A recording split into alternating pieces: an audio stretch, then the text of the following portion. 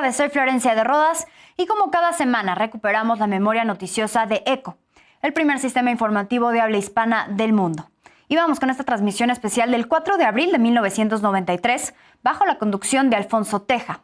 En Vancouver concluía el encuentro del presidente ruso Boris Yeltsin y su homólogo estadounidense Bill Clinton. Clinton respaldó las reformas emprendidas por Yeltsin y anunció un paquete de ayuda por $1.600 millones.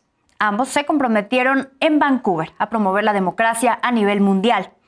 Organizaciones de abogados pedían al presidente Bill Clinton la inclusión de hispanos en su gabinete. Y en Perú se cumplía un año de la disolución del Congreso ordenada por el presidente Alberto Fujimori. Y Bosnia rechazaba negociar con Serbia para alcanzar la paz. Esa es la narración original.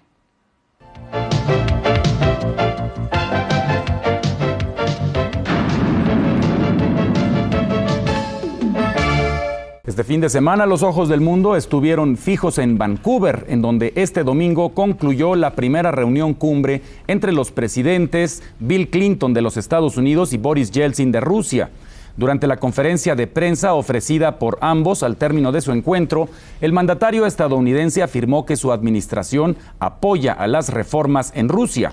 Como parte de la ayuda de Washington, Clinton anunció un paquete inmediato de $1.600 millones para respaldar el proceso democrático emprendido por su homólogo ruso. Asimismo, Clinton habló de su voluntad para discutir en el Congreso la creación de un segundo programa de ayuda bilateral, además del plan de asistencia multilateral que analizan los Estados Unidos y los otros 6 miembros del grupo llamado de los 7. También como parte de la declaración de Vancouver, Clinton y Yeltsin dieron parte de una estrategia global de cooperación para promover la democracia, la seguridad y la paz mundial. Ambos gobernantes reconocieron la necesidad de crear condiciones exteriores favorables para que la economía rusa desarrolle todo su potencial. Asimismo, decidieron mantener encuentros periódicos, al tiempo que Yeltsin aceptó la invitación que le hizo Clinton para que asista a la próxima cumbre de mandatarios del Grupo de los 7, que habrá de realizarse en julio próximo en Tokio, capital del Japón. Cumbre de Vancouver, algo para recordar.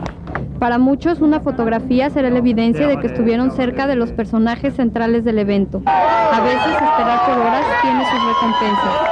Para otros que no tuvieron esa suerte, la mercadotecnia se ha encargado de proporcionarles una representación física de lo que estará en la memoria de los que participaron en la cumbre.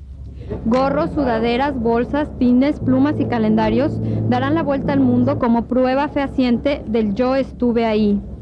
Pero Vancouver es más que 2 días de cumbre ruso-americana.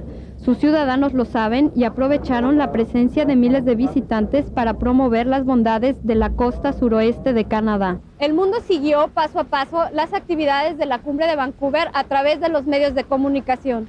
Pero para los que tuvimos la oportunidad de estar en el lugar de los hechos, siempre será un tema inacabable de conversación. La Asociación de Abogados Hispanos de los Estados Unidos insiste ante el gobierno norteamericano para que aumente la presencia de hispanos en el gabinete. A partir del próximo mes de junio, la Suprema Corte de Justicia de los Estados Unidos tendrá una vacante al retirarse el juez Byron White, lo que ha suscitado la reacción de agrupaciones de abogados hispanos en los Estados Unidos solicitándole al presidente Bill Clinton de que considere un hispano para esa importante posición. Nosotros estamos recomendando a 7 abogados, jueces, profesores que han participado en un proceso extenso que ha llevado lugar por toda la nación en términos de participantes y personas que fueron consideradas para esta recomendación. Más de 80 prominentes juristas en los Estados Unidos fueron considerados por nuestra organización y esto ha sido un proceso de más de 7 meses. Los finalistas, que son 7, iban a ser recomendados al presidente Clinton. ¿Y cuáles son las probabilidades? Bueno, nosotros creemos que hay muy buenas probabilidades de que salga un candidato latino a esta posición. El presidente Clinton, cuando estaba haciendo su campaña política, le hizo una promesa al grupo de abogados latinos en la ciudad de Dallas, que él iba a poner un juez latino en la Corte Federal durante su estadía en la presidencia. Ahora, no se sabe si esta posición que se deja con el retiro del juez White se va a llenar por un latino, pero tenemos muy buenas esperanzas que si no sea esta, será la próxima, y sí se espera que habrá otro retiro en la Corte Suprema de esta nación durante la presidencia del presidente Clinton. A partir del próximo mes de junio, la Suprema Corte de Justicia de los Estados Unidos tendrá una vacante al retirarse el juez Byron White, lo que ha suscitado la reacción de agrupaciones de abogados hispanos en los Estados Unidos solicitándole al presidente Bill Clinton de que considere un hispano para esa importante posición. Este lunes se cumple un año que el presidente Alberto Fujimori de Perú tomó la decisión de disolver el Congreso y suspender las garantías constitucionales en esa nación. Este domingo, en un acto en el cual las Fuerzas Armadas y policiales brindaron su respaldo a las medidas del 5 de abril de 1992, el presidente Fujimori exhortó a las fuerzas del orden a liquidar lo que resta de los grupos guerrilleros que aún operan en territorio peruano. Asimismo, prometió que Perú será una nación de menor riesgo, incluso que muchos países de Europa que sufren el flagelo de los subversivos. El 5 de abril de 1992, el presidente Alberto Fujimori le cambió el rostro a Perú. Para bien o para mal, el Perú de hoy ya no es igual al de hace un año. En 12 meses, el presidente Fujimori, a veces con métodos heterodoxos, ha transformado la realidad política, económica y social de este país andino, con más de 22 millones de habitantes. Cuando Fujimori asumió el poder en julio de 1990, heredó un país con muchas contradicciones. Inexperto y sin entender del todo cómo se manejaba el juego político en Perú, Fujimori se enfrentó a un laberinto económico, a un anquilosado aparato burocrático y a un gran muro político. 126 decretos promulgados por Fujimori desde su llegada al poder fueron rechazados una y otra vez por el Congreso peruano, dominado por partidos de la vieja guardia política. Aislado en el poder, Fujimori esperó más de un año gobernando un país ingobernable. En diciembre de 1991, Fujimori advirtió que no le temblaría la mano si fuera necesario cerrar la Cámara de Diputados y convocar elecciones. 4 meses más tarde, Fujimori había desenvainado la espada. Así, en una noche, desconoció al Congreso, intervino el sistema de justicia y le dio la espalda a la Constitución.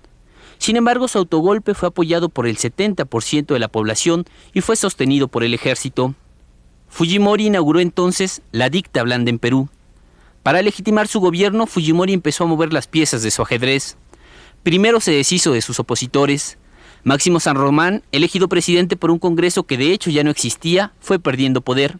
Alan García, líder del partido aprista peruano, sacudido por sus propios escándalos, se exilió en Colombia. Fujimori prometió entonces el regreso del orden democrático. Presionado por la Organización de Estados Americanos, no le quedó otra alternativa que convocar elecciones legislativas el 22 de noviembre de 1992. En diciembre de ese año quedó instalado formalmente el Congreso Constituyente Democrático y Fujimori obtuvo la mayoría parlamentaria. Más tarde se celebraron elecciones municipales que significaron una dolorosa derrota para la clase política tradicional que quedó marginada de los círculos del poder y ahora pasa sus días en la oposición. Desde su autogolpe de Estado, Fujimori también prometió acabar con la violencia política. El gobierno peruano declaró entonces una guerra abierta contra la guerrilla y promulgó severas leyes antiterroristas. Desde entonces fueron cayendo uno por uno los líderes guerrilleros, entre ellos Abimael Guzmán, máximo jefe de Sendero Luminoso. Desde agosto de 1992, los tribunales militares anónimos han sentenciado a cadena perpetua a 110 personas acusadas de terrorismo. En comparación, los tribunales civiles no emitieron una sola condena de este tipo hasta antes del autogolpe. Fujimori también prometió acabar con la corrupción en los círculos del gobierno. Desde su autogolpe, el presidente peruano cesó a 14 magistrados y a 117 funcionarios de la Cancillería. También fueron destituidos 672 miembros del Poder Judicial.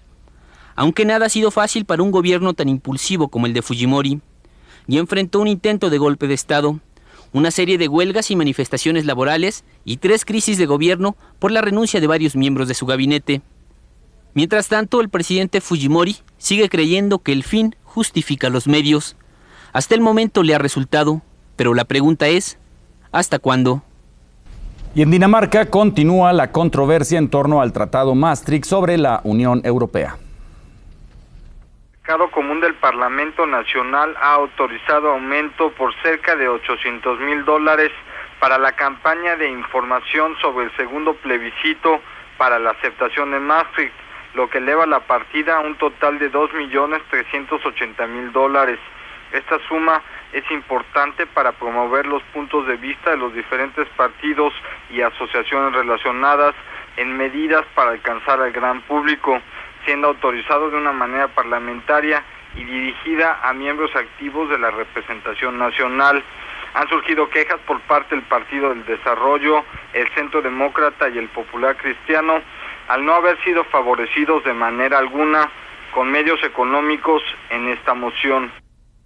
El presidente Alija Izetbegović de Bosnia-Herzegovina rechazó la propuesta del líder serbio-bosnio Radovan Karadzic sobre negociaciones directas entre las partes beligerantes de la República ex-yugoslava.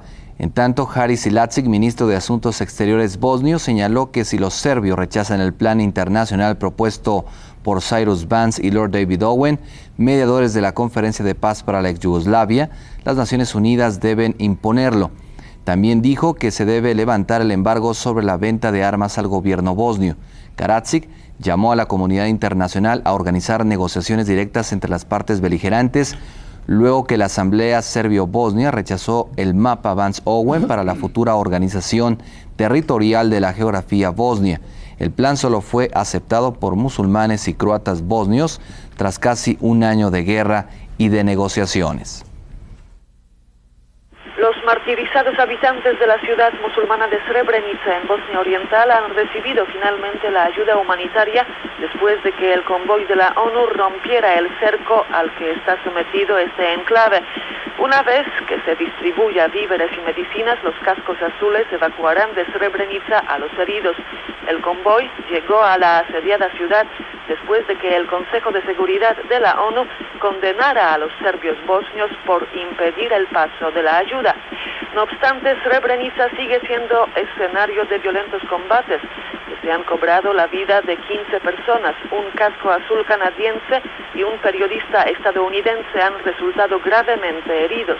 También Sarajevo puede contar de nuevo con alimentos enviados por la ONU. Esta mañana se han reanudado los vuelos por el puente aéreo a la capital bosnia, interrumpidos el pasado 19 de marzo, tras el ataque contra un avión de transporte. A lo largo de esta jornada deberán aterrizar en el aeropuerto de la ciudad 18 aviones cargados con ayuda humanitaria. En Rusia, la población más desprotegida espera ver los resultados de la ayuda económica que promete el gobierno de Estados Unidos. El destino que finalmente tendrá la ayuda norteamericana es una incógnita que solo aclarará el tiempo.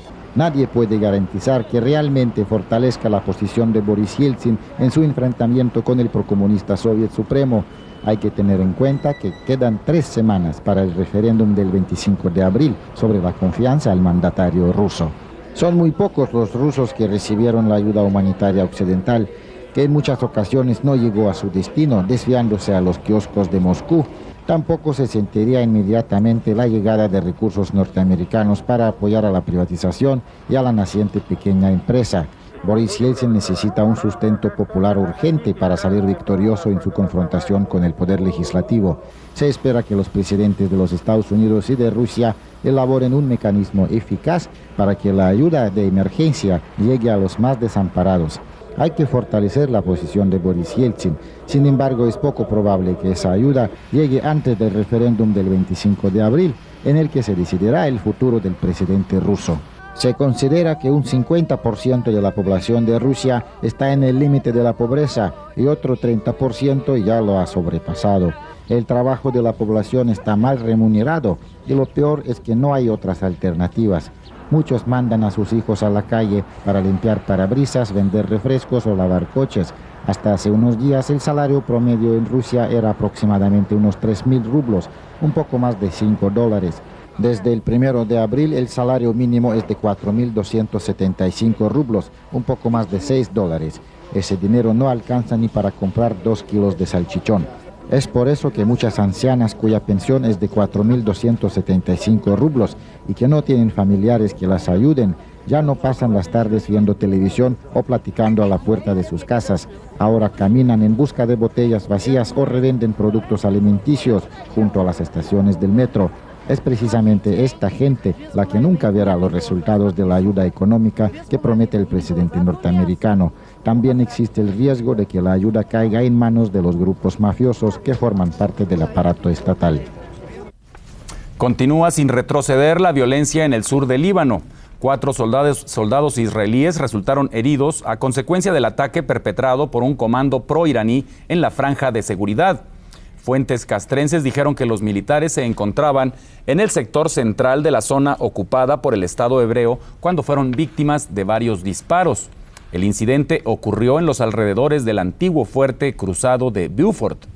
Las fuentes agregaron que de inmediato los militares israelíes contestaron el fuego y persiguieron al grupo rebelde, pero sin éxito. En otro incidente registrado más tarde en el mismo sector, 3 militares israelíes perdieron la vida a manos de militantes del grupo extremista Hezbollah cuando una bomba estalló al paso del vehículo en que viajaban. Siga con nosotros aquí en ECO. Recuerde que aquí está la noticia.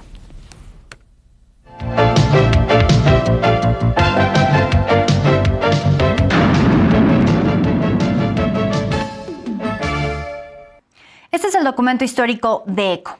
Y a más de 31 años, Estados Unidos considera que Ucrania no podrá recuperar los territorios que Rusia invadió hace ya casi 3 años. El secretario de Defensa, Pete Hegseth, dijo que es poco realista. Vamos con este reporte de Manuel Rosales.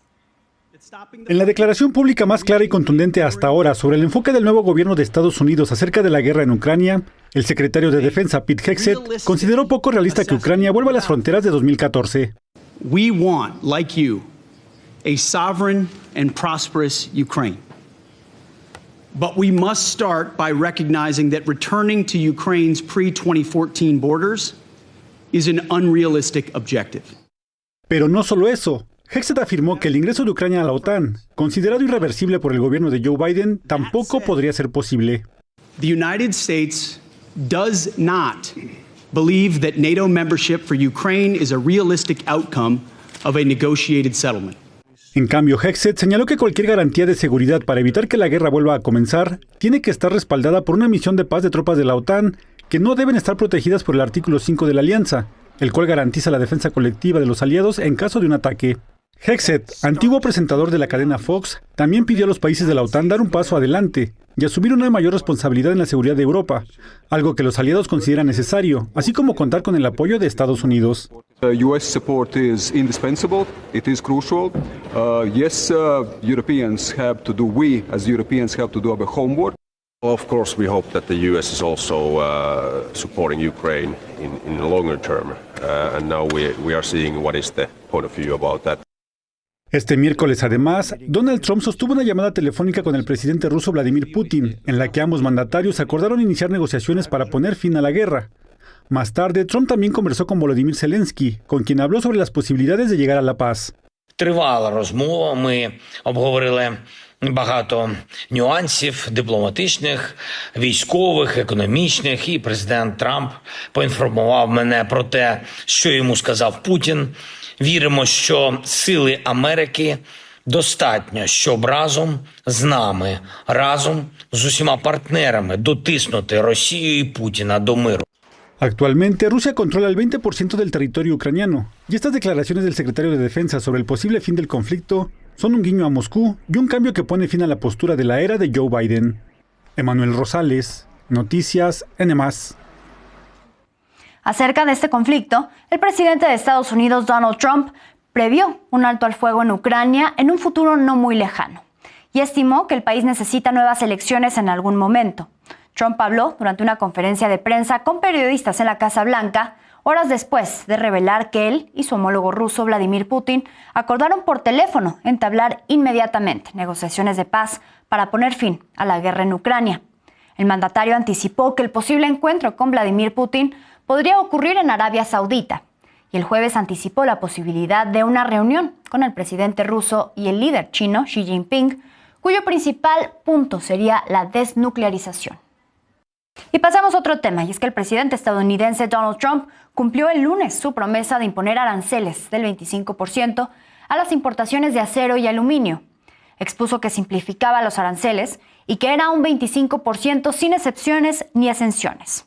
Trump añadió que sopesaría imponer aranceles adicionales a automóviles, productos farmacéuticos y chips informáticos. Los aranceles podrían aplicarse desde el 12 de marzo próximo. La Comisión Europea retomó el tema de los aranceles y señaló esta semana que la imposición de aranceles, como pretende Donald Trump, sería ilegal y económicamente contraproducente. En un comunicado, la Comisión Europea expuso que hay cadenas de producción profundamente integradas que la Unión Europea y Estados Unidos han establecido a través del comercio e inversión transatlánticos.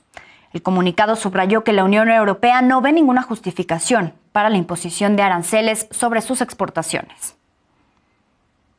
En otra información, el martes, un total de 61 países pidieron una inteligencia artificial que sea abierta, inclusiva y ética. Esto en la declaración final de la Cumbre de París, que no fue firmada por Estados Unidos ni por el Reino Unido.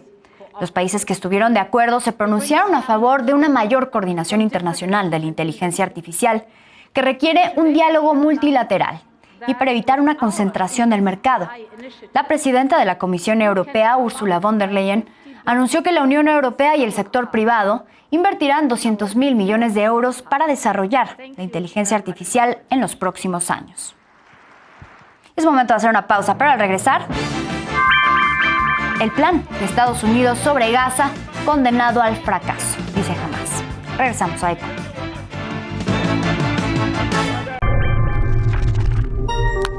Estamos de regreso y vea, el jefe de Hamas en Gaza, Khalil al-Haya, dijo el lunes que los planes de Occidente, Estados Unidos y el presidente estadounidense Donald Trump para la Franja de Gaza estaban condenados al fracaso. Los derribaremos como derribamos los proyectos anteriores, dijo durante una conmemoración del 46 aniversario de la revolución iraní en Teherán. El presidente Donald Trump dijo el domingo pasado que se comprometía a comprar y poseer Gaza, pero que podría permitir que secciones de la tierra devastadas por la guerra fueran reconstruidas por otros estados de Oriente Próximo. Y el rey Abdullah II de Jordania fue recibido el martes por el presidente estadounidense Donald Trump en la Casa Blanca. En el encuentro, Trump dijo que no cederá en su plan para que Estados Unidos se haga cargo de Gaza y transforme el territorio devastado por la guerra. Previamente, el rey de Jordania expresó que rechazaba cualquier medida para anexar tierras y desplazar a los palestinos. El presidente de la Autoridad Nacional Palestina, Mahmoud Abbas, aseguró el miércoles que Palestina no está a la venta, al agradecer a las autoridades de Jordania y Egipto por su oposición al plan de deportación de habitantes de Gaza propuesto por el presidente de Estados Unidos, Donald Trump. Abbas recalcó lo siguiente: nuestro pueblo está comprometido con permanecer en su tierra, en Gaza, Cisjordania y en Jerusalén. Palestina no está a la venta. Y Google Maps ya cambió el nombre del Golfo de México por el del Golfo de América. Esto después de que el presidente estadounidense Donald Trump firmara una orden ejecutiva que puso en marcha este proceso de cambio de denominación. El nombre del Golfo cambió solamente en Estados Unidos, mientras que en el resto del mundo aparecen las dos denominaciones, tal y como lo anticipó Google en su cuenta de X el pasado 27 de enero. Y vean, la historia de los medios de comunicación, la radio ha sido fundamental para testimoniar los acontecimientos mundiales. Vamos con este reportaje de Pamela Ñeco. La radio ha sido un medio fundamental para la difusión de noticias a lo largo de su historia. Desde su invención, ha informado al público sobre eventos cruciales que han moldeado el curso de la historia. Estas son algunas de las noticias más importantes que fueron anunciadas en la radio. Número 1. El hundimiento del Titanic, 1912.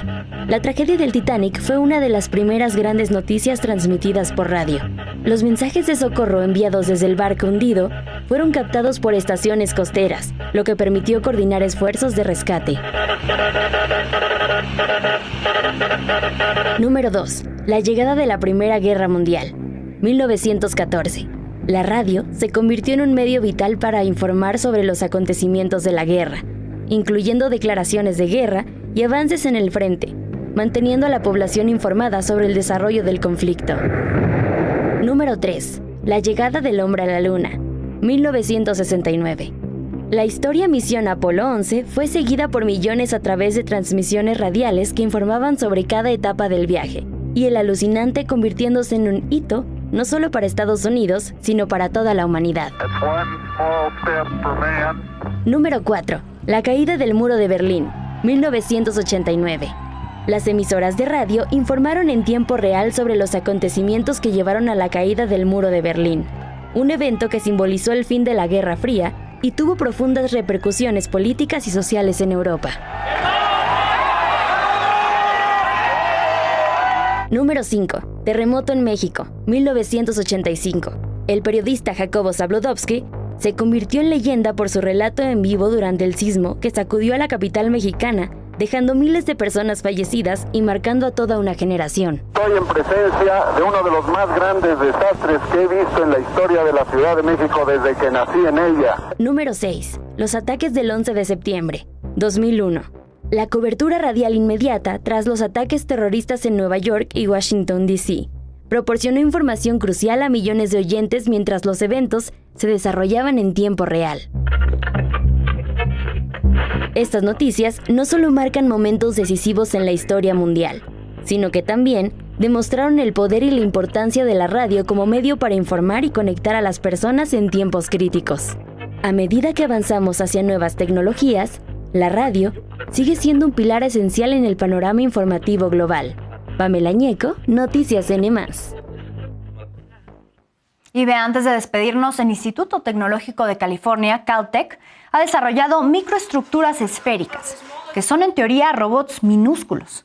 Estos son usados para la administración teledirigida de medicamentos. Los microrobots incorporan nanopartículas magnéticas y el fármaco terapéutico dentro de su estructura. Las nanopartículas permiten a los científicos dirigir los robots al lugar deseado. Cuando estos alcanzan su objetivo, permanecen en ese lugar y el fármaco se difunde pasivamente.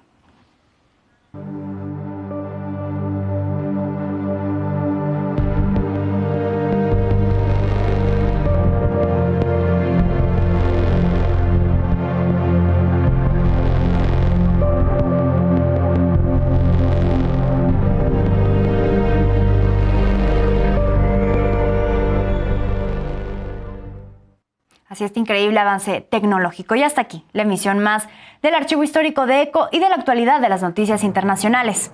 Soy Florencia de Rodas, muchísimas gracias por acompañarnos. Los esperamos la próxima semana.